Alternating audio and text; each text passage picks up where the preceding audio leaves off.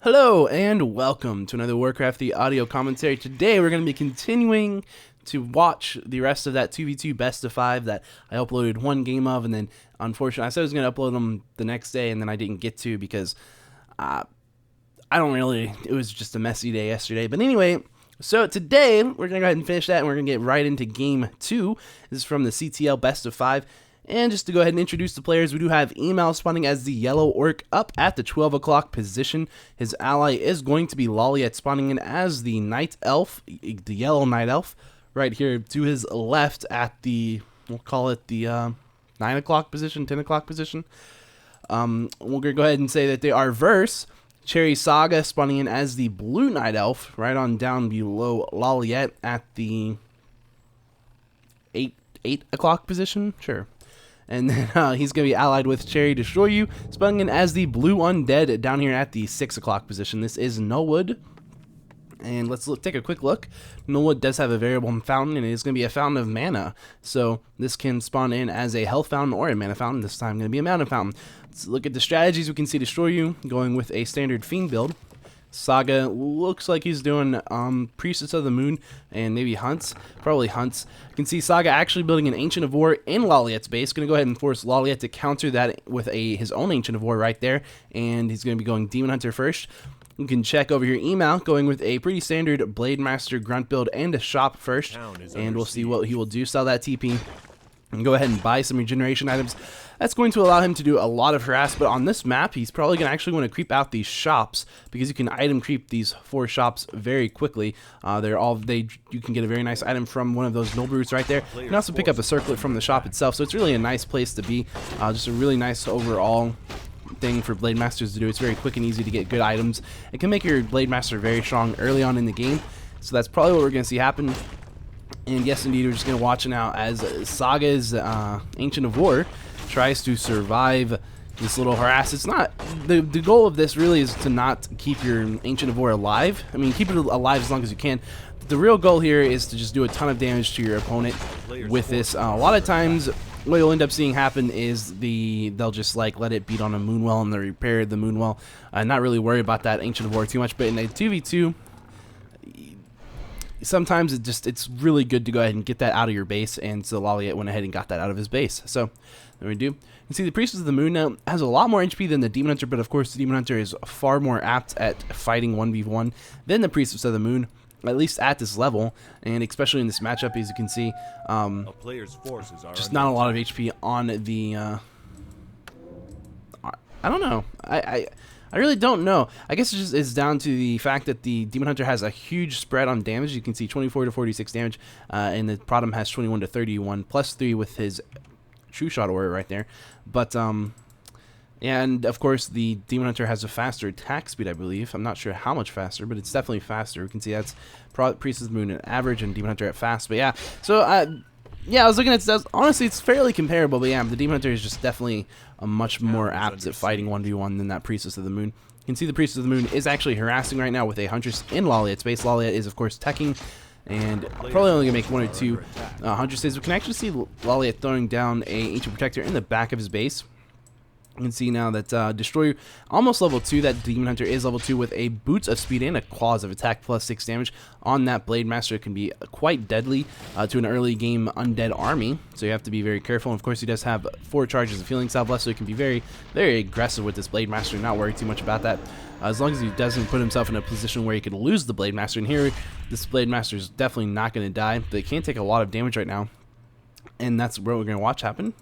It's going to have to get out of there, and of course, once here in a second, let's go ahead and pop that Healing Salve just like that, while the Death Knight goes ahead and tries to creep out level 2. Going to go ahead and pull out that camp just a little bit.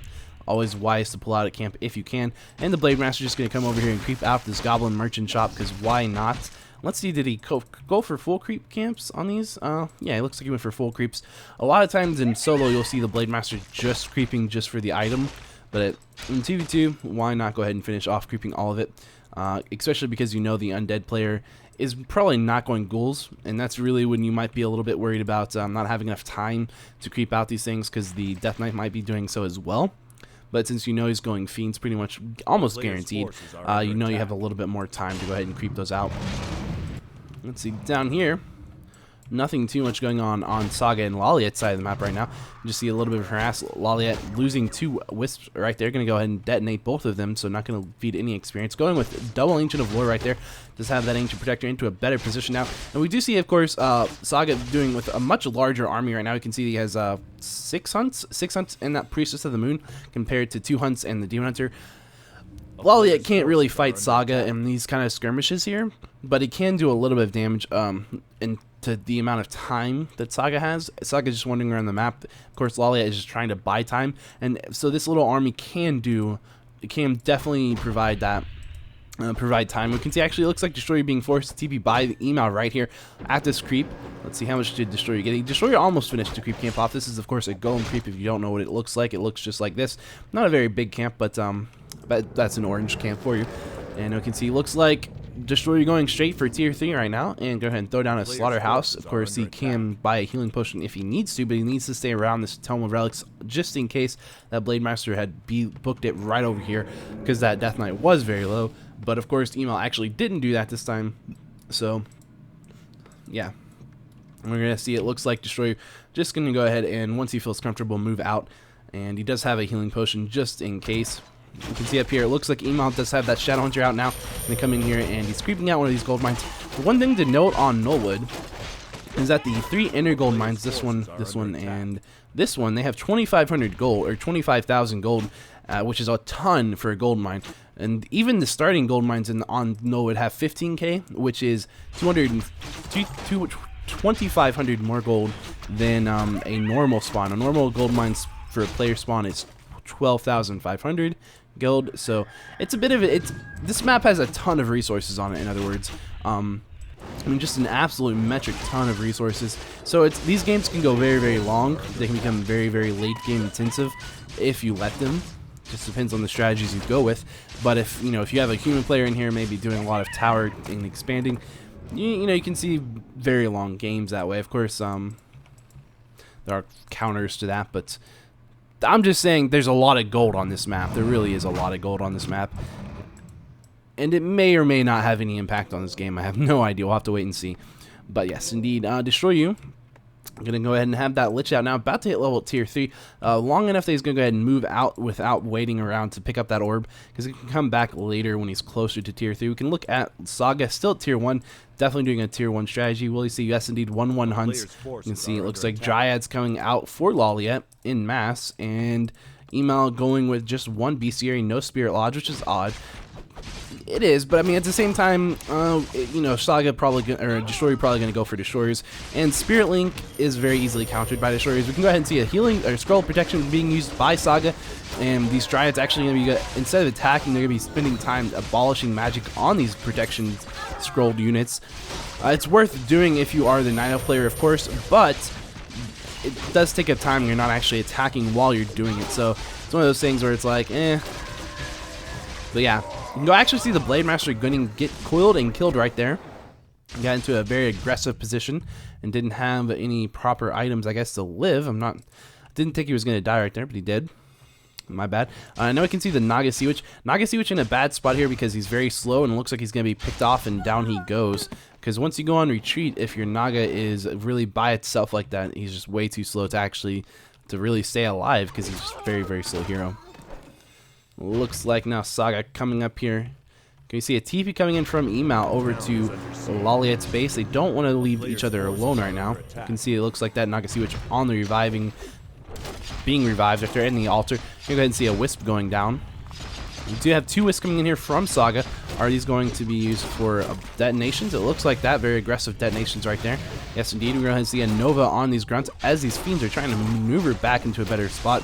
You gotta be very careful. You want the Hunters to usually be in the front and the fiends to be a bit back. That maximizes your range efficiency, I guess you could say. You can go ahead and see a couple of LawLiets Wisps coming in here to detonate on this Death Knight. Gonna go ahead and see that Death Knight down to 0 mana. Has no mana to get any coils off. Might see the Lich go down right here without any mana. We're gonna go ahead and see a potion of greater mana being used by the Death Knight. Not going to be in time to get that Lich coiled though, so the Lich will go down.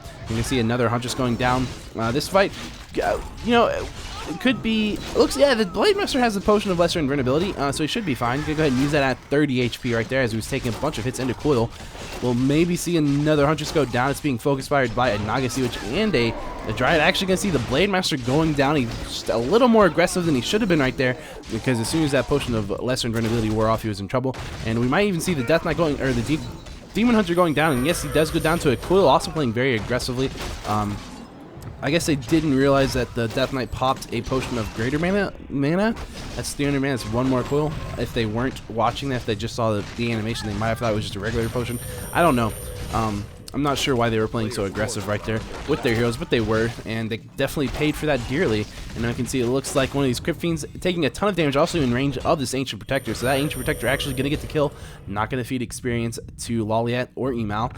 So it's a nice way to die if you're going to basically not get to die to either a deny or to a tower, because in both cases the opponents do not get experience for the kill, and so that's always a good thing for you. You can see, of course, that Demon Hunter on its way back out.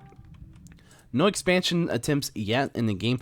You don't really have to worry about running out of gold for some time with these gold mines. As I said, they do have literally well, if I can speak, 2,500. There we go, 2,500 additional gold for the starting gold mines. But that's only gonna last you, maybe, I don't know how long it is exactly, but it's not very long, a couple minutes. So we'll probably see an expansion attempt at some point. This is 12 minutes into the game, so it's getting about there, especially in a 2v2. You can see a Nubian Tower, Spirit Tower up for Destroyu. It's of course tier 3 with an Abomination now on the way out, and a Fiend, of course. Do we see a Orb of Corruption? It's on the Cryptoid. He did get a Cryptoid third, and there's an Orb of Corruption. Of course, getting impales are very nice. If you can get, the more units there are that you can impale, the better and the more efficient impale becomes. So Cryptlord's obviously a really strong 2v2 hero. It's not the only strong hero. As an undead player, of course, you can get a lot of third heroes that are good. Dark Ranger also good. It does have an AoE silence. Panda's also good. It gives you lots of breath, lots of AoE damage if you want that. And he actually becomes fairly apt at fighting just from items and the Brewmaster skill later in the game, the one that gives you evasion and crit. It's very nice. He's a strength hero though, so he doesn't really attack very fast, and he doesn't utilize crit as well as the Blade Master does, or evasion as well as the Demon Hunter does. But it's good. It's nice. The Panda's fairly tanky. The only downside of the Panda. Oh, and I actually see the Shadow Hunter getting impaled and going down. Yes, indeed, he's gonna die. And I can see the Blade Master now taking the next bit of focus fire. The Death Knight also taking some focus fire right there, but gonna have to maneuver that Death Knight away from the big bulk of that fight. You can see it looks like the Blade Master is in a very, very precarious position. He might go down right here. We'll just have to wait and see how precarious that is. He's running away. How much mana is on that Death Knight? There is enough mana for the almost level 5 on the Death Knight, actually. Very, very close to level 5. Halfway through level 2 on that Lich. You can see Lich taking a fair amount of damage. Lich should be okay with just a Coil. There we go. Actually getting surrounded, coming in with these grunts surrounding him. He might go down. Yes, indeed, the Lich going to go down. The Demon Hunter getting staffed out just as he's getting very low. The Crypt Lord going to get coiled right there and going to live. And now you can see level 5 on that Death Knight. Almost enough mana for a coil. Very low HP on that Blade Master coming in here, just trying to get a couple of hits off while it's safe before this Death Knight has enough mana to come back out and get another coil off. Going to go ahead and see the Crypt Lord going down to the Blade Master. Very nicely done. Are we going to see the Shadow Hunter go down? The Shadow Hunter going to go down to a coil. At level 3, coil is very powerful. Of course, we do see a Destroyer that was picked off right there by Dryads. And that Blade Master now. We actually see Saga going for some archers at this point, and archers, interesting choice. They do a lot of damage, and of course there's a lot of units here. We do have abominations now, and abominations can take the role of the huntresses for tanking and being in the front line. But you might probably still want some huntresses in the army, of course. But archers are a very good choice as well. You go ahead and see these guys pick off a grunt and then pick off those 2 peons right there. And so now Death Knight down, or the undead player down to 1 hero, and the elf player right here, Saga, up. Of course, he only has 1 hero. So there you have that. eMaL and LawLiet now in a pretty bad spot. They just lost a pretty vital fight. That fight is going to essentially be giving map control over to LawLiet, or to Destroyu and Saga. So we'll have to wait and see what LawLiet is going to do in eMaL. We're going to go ahead and actually see the Blade Master being tavern revived right here from this tavern, and we can go ahead and see eMaL's Blade Master running now towards the center of the map, just doing some scouting essentially. I'm gonna go ahead and actually kill the archer right here. You can pick those off. That's the one downside of archers. They're very easy to pick off. They only have 245 life, and with 1 armor upgrade, 2 armor. So it's not really a lot of armor, but they do a lot of damage. As you can see, 17 to 21 damage, plus 6 with 500 range. That's pretty good. The plus 6, of course, comes from the True Shot aura. So, you know, bottom over here. I'm sure that's level 3 True Shot aura. Indeed it is. And we can see it looks like a Claws of Attack, picking up a Scroll of Healing and a Scroll of Protection on that Priestess of the Moon. I'm gonna go ahead and see the Blade Master now. Pretty much dead on in the middle, just scouting out what's gonna come on this, coming their way, really. And we do see a Destroyer in this army. 1-0 upgrades for those Fiends and Destroyers. No upgrades on the Abominations. Look at the Dryads, still no upgrades on the Dryads. And on the Grunts, and the Orc army does have 1 armor upgrade, but no attack upgrades. So I'll have to wait and see exactly something more than that, maybe. It looks like, yeah, the Destroyu and Saga coming in here to attack eMaL's base. Go ahead and pick off one of these raiders as it was built, and now they're pretty much, they're gonna have a pretty good position here. Mostly gonna be against, it looks like mostly Dryad army. Yeah, this army is largely just Dryads. Good against Cryptlord, of course, because Dryads can't be impaled and they can't be coiled or novad. But ultimately, they're gonna have a hard time doing enough damage to really end or to really kill anything with just Dryads. We'll have to wait and see. It looks like the Shadowhunter immediately getting a bad spot, going to go down. Immediately going to have that Demon Hunter also taking a ton of damage right off the bat as well, getting coiled. Going to go ahead and see that Demon Hunter being forced to TP out, and with the Demon Hunter out of there, the Orc can't do anything. The Orc can't hold, and there they go. So the eMaL and LawLiet got a good game, and that's game 2. So congratulations to Destroyu and Saga. If you'd like to watch game 3, just click right here. If you want to watch game 1, if you didn't catch it, just click right there, and we will pretty much see you guys in game 3. So it'll be right there. I'll see you guys there.